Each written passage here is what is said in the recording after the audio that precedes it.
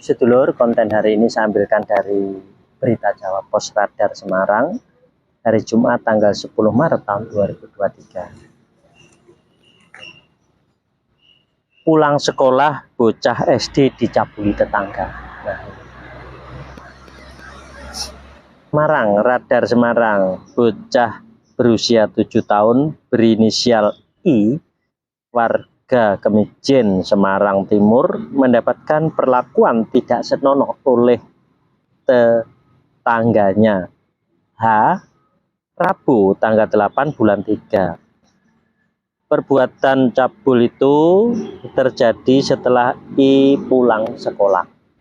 Kader Jaringan Perlindungan Perempuan Anak JPPA Kelurahan Kemijen, Sri Dwi Sutarmi menjelaskan, kejadian bermula saat I pulang sekolah sekitar pukul 11.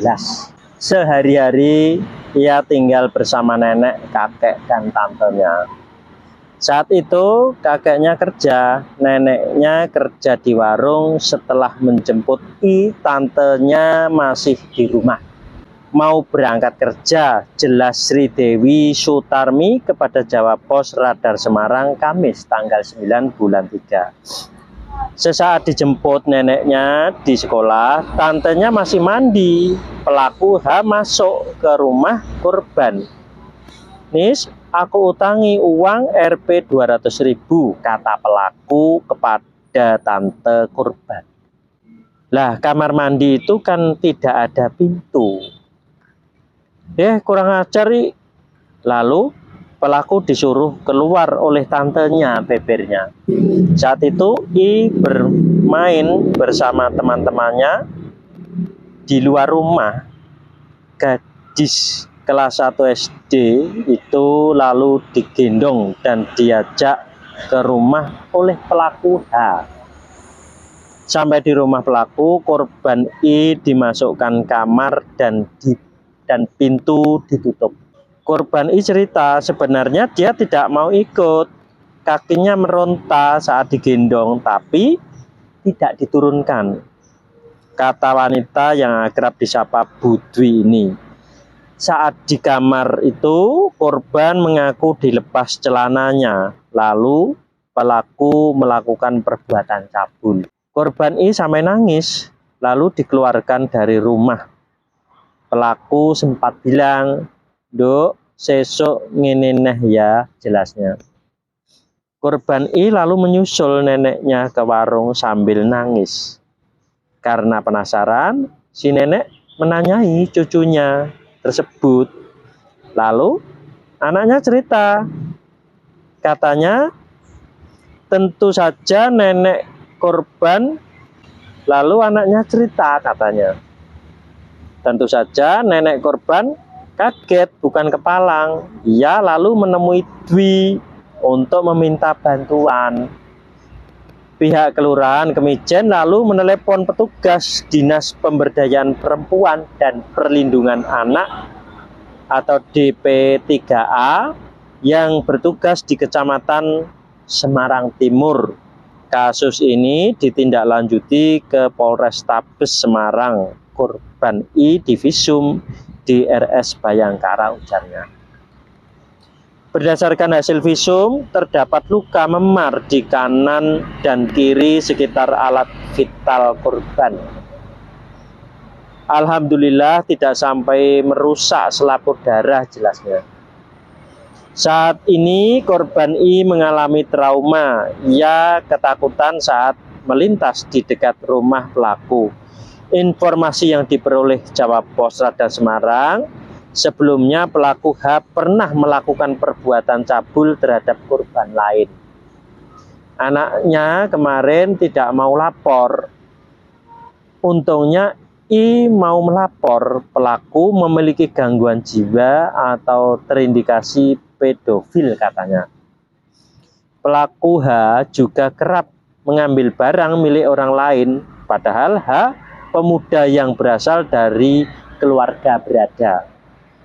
Kalau materi tidak kekurangan, pelecehannya dulu sebelum pandemi, dan ini terulang lagi. ujarnya. Saat ini proses hukum masih berlanjut, sudah divisum dan keluar hasilnya.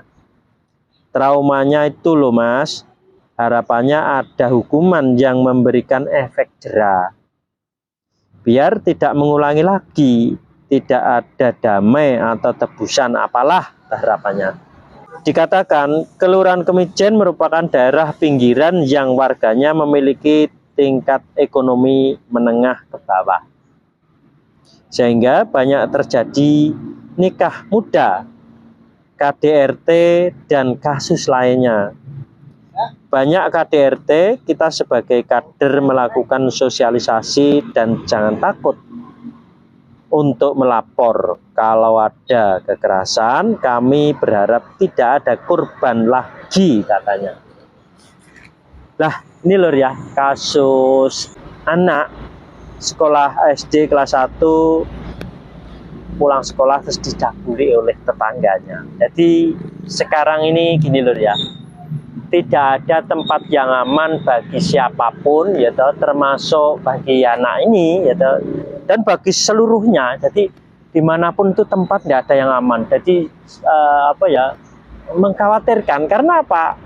Suatu saat ada orang yang melakukan tindak kekerasan atau apalah pokoknya lah, termasuk si korban I ini. Jadi lah bagaimana Lur ya untuk mengembalikan biar tidak ada permasalahan seperti ini, biar aman, jadi tidak ada kasus-kasus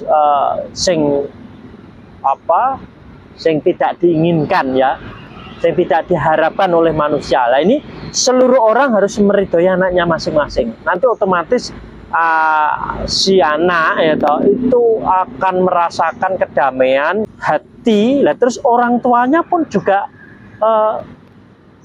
hatinya damai. Jadi akhirnya apa? Seluruh alamnya akan menjadi damai. Jadi tidak ada orang yang ingin menguasai antara satu dengan yang lain. Ya. Jadi otomatis harus mendapatkan ridho masing-masing untuk mengembalikan alam menjadi adem ayem tentrem. Jadi seperti itu. Nah ini untuk kasus ini masih dalam penyelidikan. Nanti si H ya ini tinggal nggak tahu kasus polisi ini nanti di kemana ya. Ini masih dalam penyelidikan. Ya. Otomatis nanti akan menerima sanksi dari pemerintah, nggak tahu apa di penjara apa gimana ya, jadi seperti itu ya. Sampai di sini.